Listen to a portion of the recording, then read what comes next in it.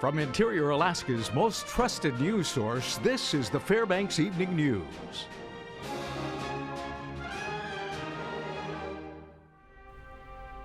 Good evening. Thanks for joining us. Our top story tonight, 3 young adults have been indicted by a Fairbanks grand jury after allegedly setting up what authorities have called a botched thrill kill. That's right. 20-year-old Timothy Couchy, 19-year-old Joshua Ramos, and 18-year-old Katie Muchler were indicted this afternoon on charges of attempted murder, conspiracy to commit murder, conspiracy to commit robbery, first-degree assault, and robbery in the first degree. According to charging documents, the trio set up a marijuana buy at a snow dump in the Hamilton Acres area. Once the seller arrived, the trio shot him once in the head and fired other shots at his chest. Miraculously, the man was able to drive himself to FMH and was in critical condition but survived the attack. Police later found a kill list along with a set of rules on how to commit a murder. The trio has been in custody since late last week. They will next be arraigned in Fairbanks Superior Court. Fairbanks Fire searched the water after a miner reportedly spotted a body floating in the Chena River this afternoon. The call came in shortly after 4 p.m. According to authorities on scene, a mother called 911 to report her 10-year-old daughter saw the body floating under the Pegger Road Bridge while driving home. Fairbanks Fire launched boats but were unable to find a body in the river. Searchers for the 30-year-old man, Tyler Cover, who went missing in the Chena River, confirmed they will continue with the search of the area into tonight. Cover went missing after he jumped off the Centennial Footbridge downtown early last month. We had a report of a possible person in the water at Pegger Road. They were driving over the bridge and saw something. So currently we have 3 boats in the water. We have a raft that launched at Pegger Road, and then we've got 2 boats that launched here from University Avenue. And we're searching just to try to identify what it was that was seen. As we reported yesterday, the father of the man accused of murdering 2 Alaska State Troopers was sentenced in Superior Court. My fellow anchor Stephanie Woodard was in court for sentencing comments and has more on the case in this report. Harvey Kangas grew visibly agitated as Superior Court Judge Paul Lyle read aloud his findings from the first part of the sentencing hearing held last week. The tampering was conducted in callous disregard for the honor and dignity of the lifeless bodies of Trooper Sergeant Johnson and Trooper Rich. Kangas was sentenced to a total of 8 years after being convicted of 3 tampering with physical evidence charges. Kangas also attempted to impugn the professionalism of the troopers that day in a futile effort to provide Nathaniel Kangas with its self-defense claim. Jim Cannon, Kangas' attorney, asked for the sentence to be a maximum of 2 years. See, he's the father. He must have controlled how his son turned out. What about Judy Kangas, the part of the testimony that came out at the trial, that she saw him with the gun in the room and didn't take action to intervene and say, put that away. Lyle imposed the maximum time allowed under the law for the offenses he found to be the worst of their kind. As Arvin Kangas himself said during or right after he manipulated the bodies and altered the weapons and their positions, and I quote, "This is sick, man," end quote. Family and friends who could not make their statements last week in Superior Court wrote to the judge. And though the judge did sentence him as harsh as he could, he noted that he could not, under the law, sentence him for the charge his son Nathaniel Kangas will go to trial for. Arvin Kangas does not stand before the court convicted of murder. This court has no doubt that if Mr. Kangas is at liberty in society and confronted by law enforcement, he will act then as he has acted all his life.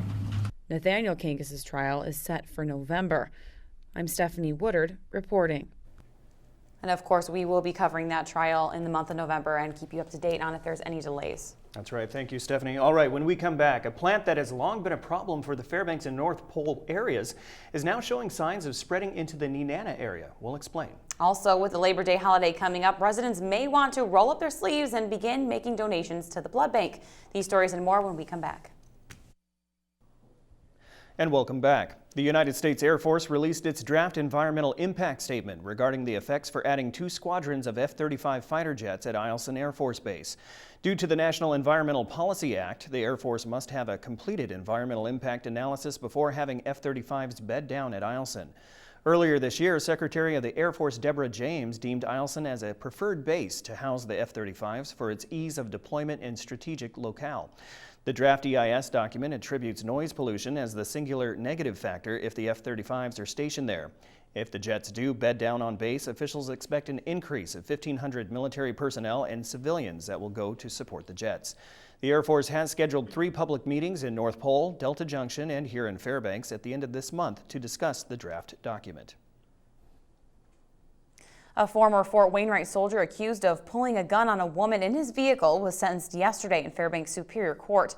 36-year-old Russell Noonan, who was a staff sergeant in the U.S. Army at the time of the offense, will serve 1 year in jail for felony assault. According to court documents, Noonan forced a woman into his truck and pulled a gun on her while driving down the highway. The victim initially told authorities she was afraid for her life and leaped out of the truck onto the side of the highway. Passing motorists reported seeing the victim jump from the truck and also called the police.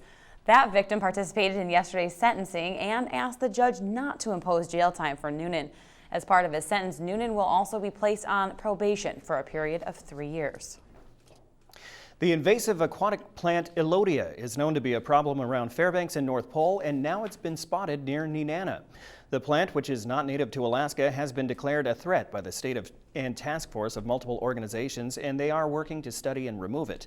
The weed can be spread as it breaks apart and flows downriver, or as boats, ATVs, and planes with Alodia attached move through different waterways. Volunteers and workers with the National Park Service will survey the rivers and sloughs between Fairbanks and Nenana to identify the scale of the problem over the next few weeks. Fairbanks Soil and Water Conservation District Invasive Species Specialist Aditi Shenoy says Alodia can be dangerous to ecosystems and create problems for boaters. Alodia gets established in a slough or a stream or a lake. It forms these really dense mats and it outcompetes native plants. And it can degrade habitat that's really important for rearing and spawning of native fish species like salmon and grayling.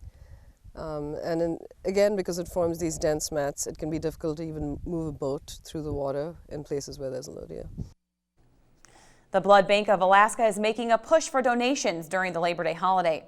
The organization says blood needs tend to go up across the state during this time of the year. The service currently provides blood and other related products to 21 hospitals throughout the last frontier. The Blood Bank Center in Fairbanks will be open on Friday and Monday to help meet demands, but will remain closed over the weekend. Interested donors can schedule an appointment online at bloodbankofalaska.com or walk in for an appointment at the Airport Way location. Fairbanks Site Director Christy Taylor says the center is in need of all types of blood for their busy season.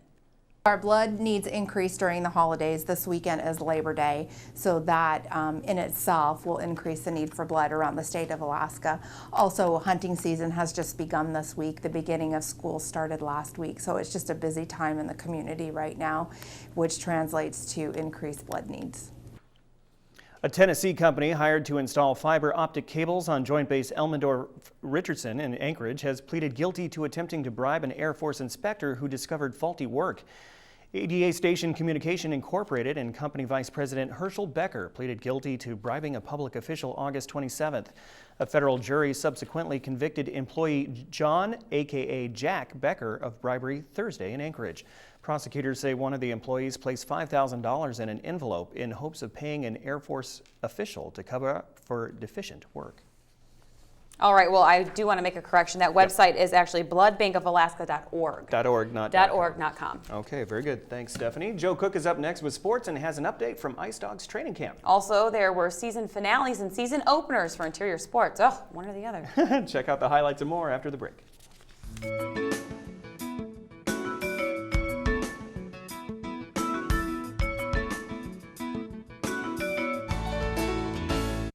Welcome back, Interior Sports fans. Joe Cook here to get your weekend started right with the Friday Sportscast. Fairbanks Ice Dogs completed their training camp this morning. Now they're in preparation mode for the season opener next weekend. It's been a competitive training camp. The first scrimmage went to overtime and a shootout. Players old and new battled for positions and roster spots.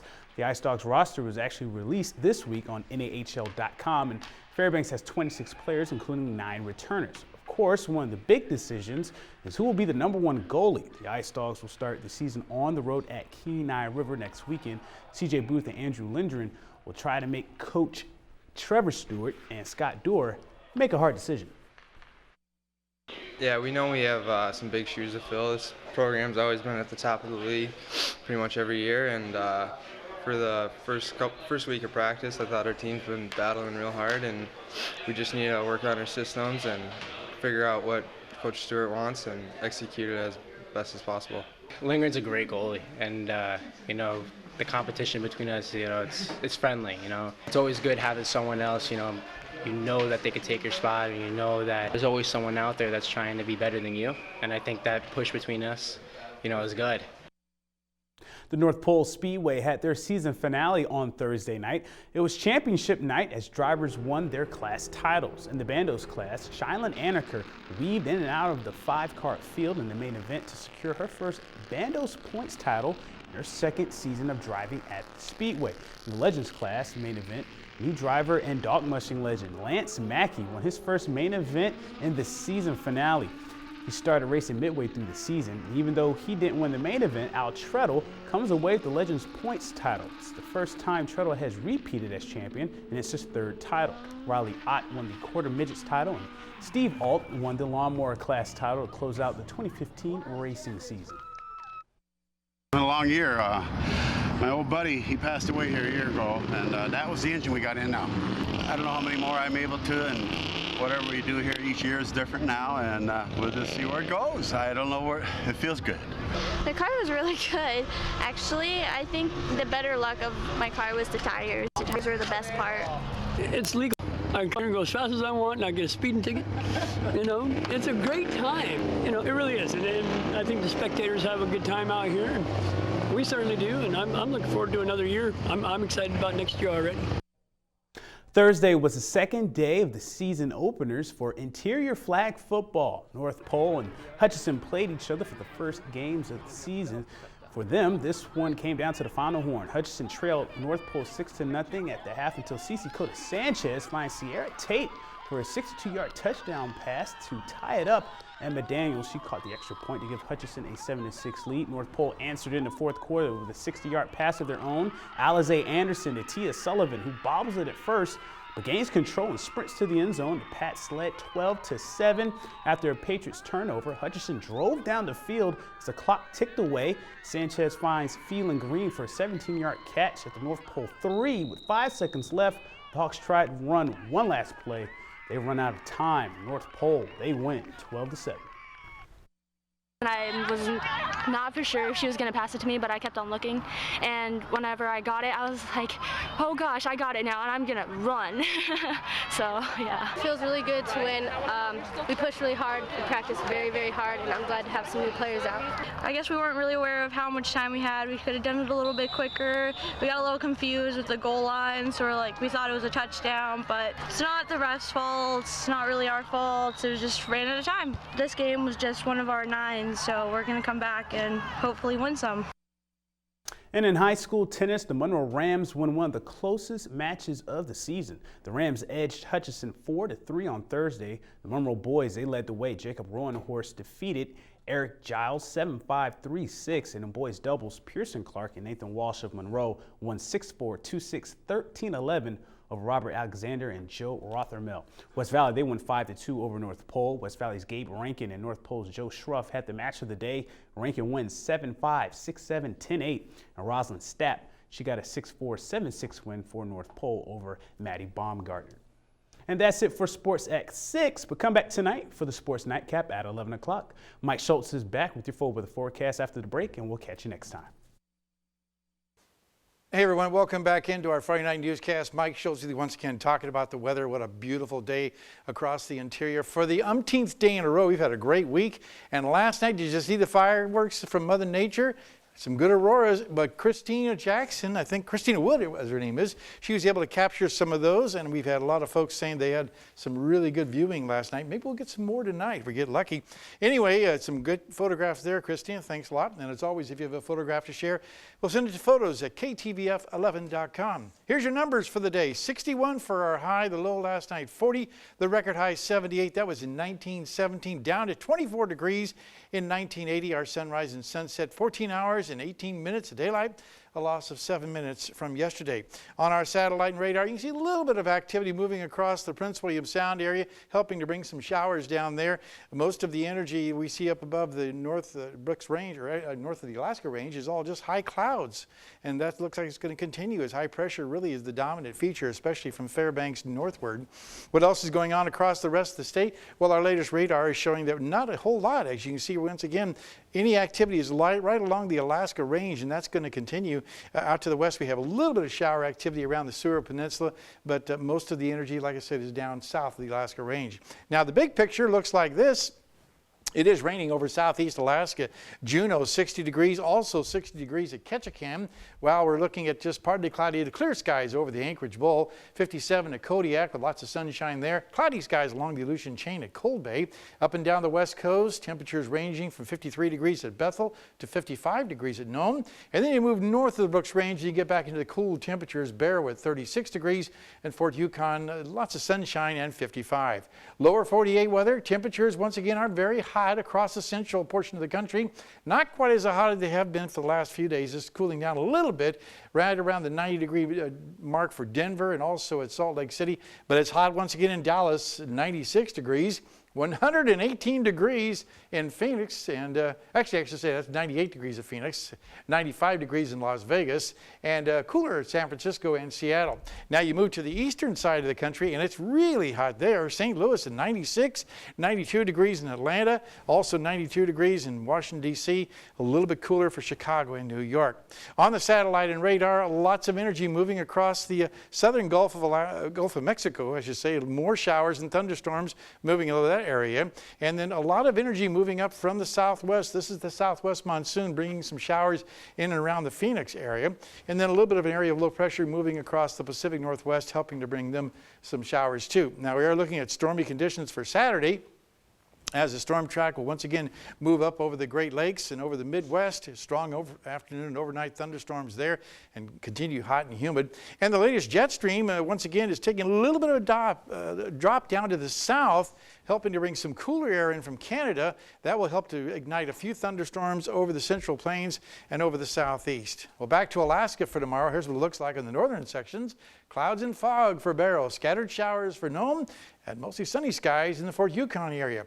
Here in the interior, couldn't ask for a better day. Looking for sunny skies, Fairbanks, widely scattered showers possible for Delta and Healy Junction. There's be widely scattered, so nothing really extreme expected there. Over southeast Alaska, just the opposite. Looking at chance of rain for Juneau, but rain is likely in Ketchikan.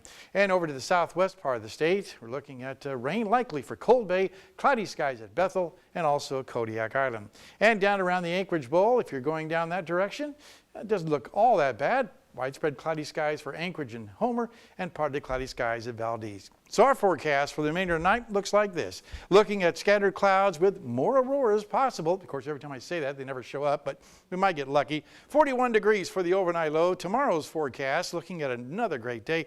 Lots of sunshine, 62 degrees for the daytime high, and that will continue on Sunday. 60 degrees expected all the way across the rest of the 5-day period. No precipitation in the forecast, and temperatures very consistent for the overnight lows right around the 41 to 40 degree mark. No more freezing conditions, guys, but maybe some more auroras like last night. That was pretty impressive last night. I didn't get to go see him, but I saw pictures on Facebook. I know Mike Fussell, one of our reporters here in the Sports Car in the Weekend, said he saw and he said they were spectacular. Spectacular. Yes. Aren't they always? They always are, yes. Sometimes they're more spectacular than others, but true. Equally spectacular, I think. And great weather for viewing them, too. Yeah. Fantastic for outdoor activities, Nice little trend upward. Let's savor this, guys. September. Yeah. Yep. I'm ready to ski. Bring on the snow. Oh, okay. You can have all that. Can't believe she said that. Yeah. There's people with me out there, I know it. No. All right, that'll wrap up this Winter edition is of the coming. Fbx Evening News. We are glad you could join us. Tonight on NBC Nightly News, what do interviews with the frontrunners Donald Trump and Hillary Clinton reveal? That's coming up next with Lester Holt. Be sure and tune in tomorrow night for the weekend's only interior newscast at 6 and 11 with Katie Looper and Mike Fussell. All right, from all of us here at the News Center, have a good night. Have a great weekend. Night. Good night.